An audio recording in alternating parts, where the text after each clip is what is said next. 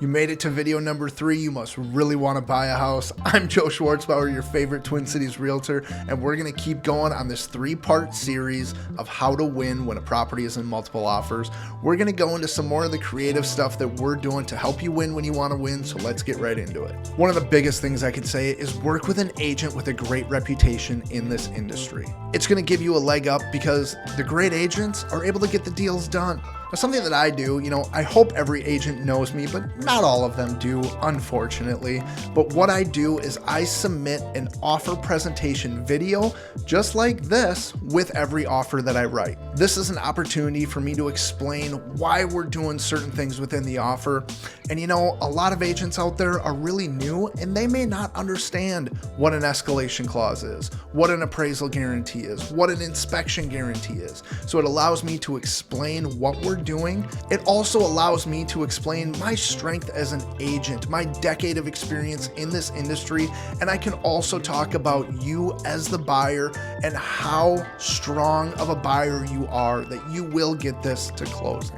Now, one thing that I always try and get across in that offer presentation video is that if there's anything within our offer that doesn't meet the needs of the sellers, to let us know. Give us an opportunity to match whatever we need to do, and I will tell you that just saying that has won my buyers more offers than I can count. Offer timing. I like to either be the very first offer and use that sunset clause or early acceptance bonus, or I like to be the last offer. You see, I like to start building rapport with that listing agent very early on in the process. And if we know that the highest and best deadline is Sunday afternoon at 4 p.m., I want you as the buyer to be available at 3 p.m. Because at 3 p.m., I'm going to make another call to the listing agent and I'm going to pick their brain. I'm going to ask them, how many offers are there? How good are those offers? Hey, that property's listed at 300. If we came in at 320, do you think that would get it done? No, probably not. Well, what if we came in at 325? I just don't.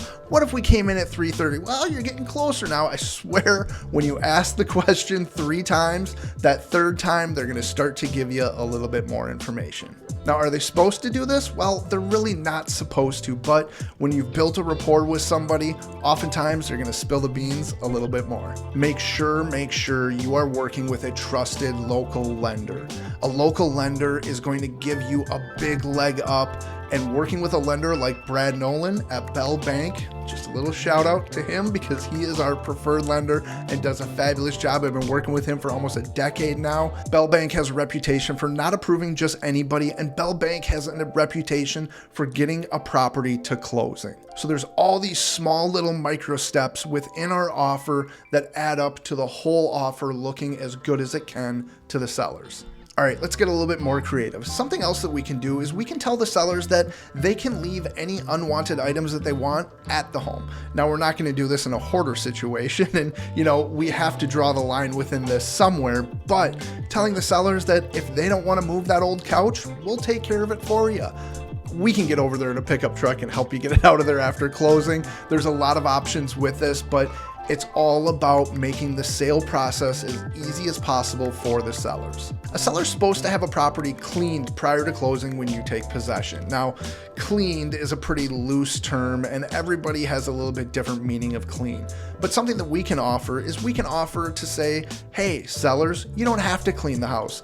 We'll send cleaners in there on the day of closing to make sure it's nice and clean for the buyers when they get there, just making that closing process a little bit easier. Possession date. This is something as well. Say those sellers want to close on June 30th. Well, maybe we say we'll close on June 30th, but we're not going to take possession until July 1st. You see, selling a house that day can be really stressful for sellers. They got to have their entire house packed up, probably sleeping on mattresses. They wake up in the morning, throw the mattresses on the truck, go to the first closing, close on the property, get the check, and maybe they're buying another property. So then they have to go to that closing office, close on that property, and then finally get the keys to their new place. Well, that can take a lot of time. And now it's 5, 6 o'clock at night, and now they finally can start unloading their truck. That's a giant pain. Giving them that additional 24 hours of possession can be really, really big. All right, what do you have to offer? What business are you in? Are you an accountant? Are you a sports therapist? Are you a fitness guru? Could you offer the sellers your services? This is something that we have seen a lot of buyers do, and it can go a long ways. Maybe you're a fitness coach and you say, you know what, I'm going to give you 1 year of online fitness coaching for free if you accept our offer. Maybe you have season tickets to the Minnesota Twins or the Vikings or the Wild, or to the soccer team, whatever it may be. You could offer up season tickets or a few tickets or anything. You can get creative in what you're able to offer. Another thing that we could do is we could offer to pay for a moving company for the sellers. Now, this is something that, is kind of outside the offer and is going to make their life easier. Maybe they don't have a great moving company. Maybe they don't know who to work with. Well, we've got some great moving companies that we can recommend, and maybe we offer that, hey, we're going to cover your cost of moving. Again, something else to make the sellers' lives a little easier. All right, now this last one, this can get a little bit more creepy, if you will, but maybe Google them. Find out who they are. Check them out on Facebook. Do you have any mutual friends? Because if you do, maybe you could call those friends and say, hey, we're going to be putting an offer in on so-and-so's property. Would you call and just give them, a little inside information on us? Tell them that we're submitting and that we're really, really good folks. This can go a long way. I actually do this. If I don't know the agent on the other side of the transaction, I look up what office that they're in and see if I know any agents that know them. I then call that agent and say, hey, I'm submitting an offer on so-and-so's listing. Can you let them know that I'm submitting an offer and that we're going to get this done? I haven't ever had an agent tell me no, that they weren't going to do it. So it's something small that goes a long ways. You see, there's a lot of different things that we can negotiate on. It's not all about price, appraisal, and inspection.